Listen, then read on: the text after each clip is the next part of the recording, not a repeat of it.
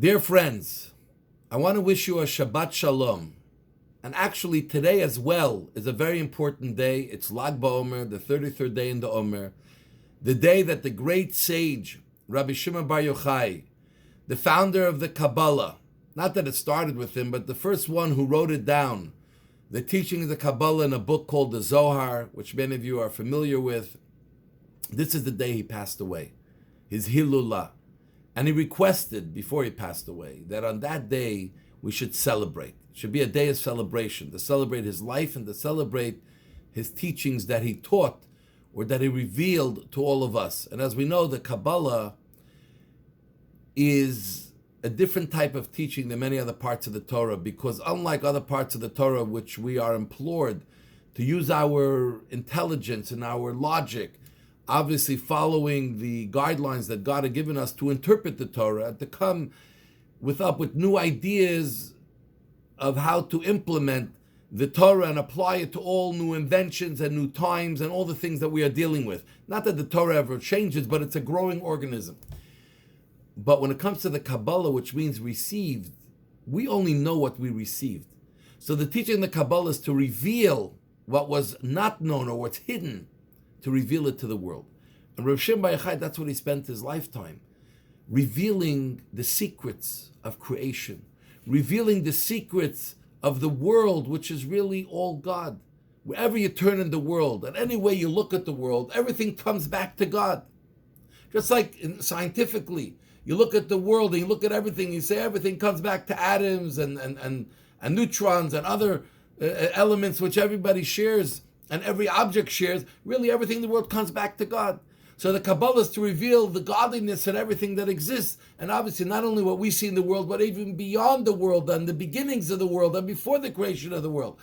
So Rabbi Shimon Bar Yochai's lifetime was spent to reveal what is hidden, what to us seems hidden.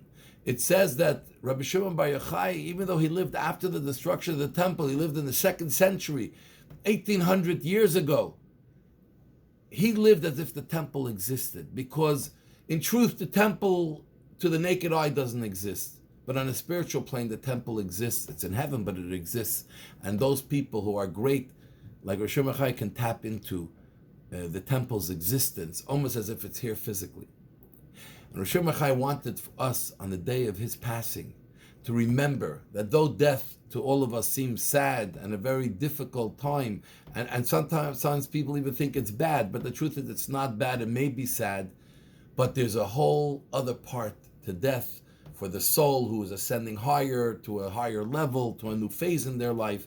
So he wanted us to remember that what's hidden is really there still, and we can train ourselves to reveal it through the Torah and through faith and belief in Hashem. And this is connected to this week's Torah portion as well. Emor talks about speaking to the Kohanim. The Kohanim were those people who were appointed by God to help reveal to the Jews through the temple that God is really here in this world all the time, within us, and giving us life and all the abilities to live and do what we need to do in life, and all the blessings obviously as well. So the Torah portion that talks about the specialness about the personal lives of the Kohanim, the priests, is called Emor. What does Emor mean? To speak. You know what's interesting about speech? When you speak something, you're not creating anything new. Whatever you're speaking was in your mind already, you thought about it, it's part of the intellectual knowledge that you have, it's part of the emotional feelings that you have. Nothing new is created by speech. But yet speech is so powerful. Why? Because when you speak, you reveal to everyone outside of you what you were thinking or what you're feeling or what's going on in your mind. So the whole idea of speech is revealing to someone else outside of you. And once you reveal it to someone outside of you, it takes on a life of its own. You know, words that we say can never be taken back. And sometimes words that we say have the ability to grow on people, within people. It creates a whole new life for itself. The power of speech. When God created the world, it says he spoke, because the world potentially was there. When God spoke, it came into actualization. We as human beings are termed in the Kabbalistic books and in different parts of the Torah, we're midaber. We don't talk about human beings as being intellectuals. We're talking about human beings have the ability to speak, to communicate. That's a powerful ability to communicate an idea. Not to communicate, I'm hungry. To communicate ideas, concepts to someone else who didn't have it or know about it. And then those people are able to take what you communicate and build on it and maybe even go beyond what you ever imagined.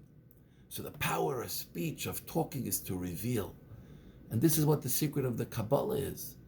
That our whole purpose in this world is to reveal the godliness in this world. Every time we do a mitzvah, every time we follow what the Torah says, every time we learn Torah, we're revealing godliness in this world. We have a part of that revelation. And because we revealed, we become part of the upliftment and all the good things that happen when godliness is revealed in this world. So this is something we should occupy ourselves. As we go into Shabbat, into a new week, on this special day, we have to think, how more can I reveal godliness in my life, godliness in the world?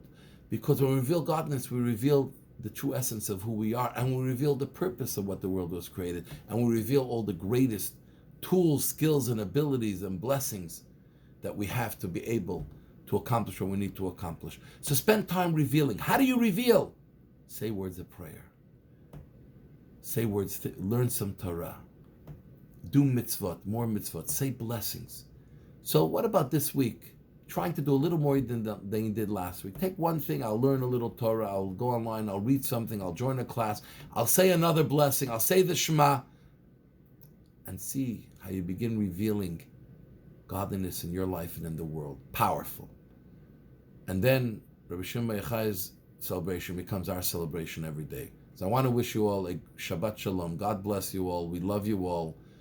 Rabbi Shimon Bar Yochai and Rabbi Akiva, his teacher, stood for Avat Yisrael. Let's show extra love for a fellow Jew and all our fellow human beings on this day and from here on. And Shabbat candlelighting time in Montreal this week, 7:42 p.m. Bless you.